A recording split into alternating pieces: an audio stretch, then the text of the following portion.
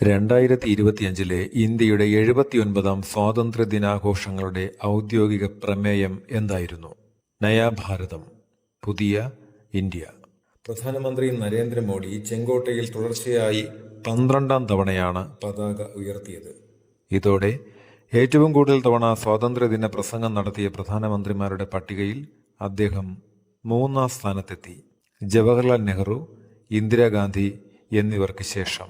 2047ഓടെ ഇന്ത്യയെ ഒരു വികസിത രാജ്യമാക്കുക എന്ന ലക്ഷ്യമായ വികസിത ഭാരത് @2047 എന്ന കാഴ്ചപ്പാട് പ്രധാനമന്ത്രി പ്രസംഗത്തിൽ ആവർത്തിച്ചു. പ്രധാനമന്ത്രി നടത്തിയ 103 മിനിറ്റ് പ്രസംഗത്തിലൂടെ ഏറ്റവും ദൈർഘ്യമേറിയ പ്രസംഗമെന്ന പുതിയ റെക്കോർഡും ഇട്ടു. ഭാരത് മാല പരിയോജനയുടെ ഭാഗമായി നിർമ്മിക്കുന്ന ഗ്രീൻഫീൽഡ് ദേശീയപാത കേരളത്തിലെ ഏതെല്ലാം ജില്ലകളെയാണ് പ്രധാനമായും ബന്ധിപ്പിക്കുന്നത്?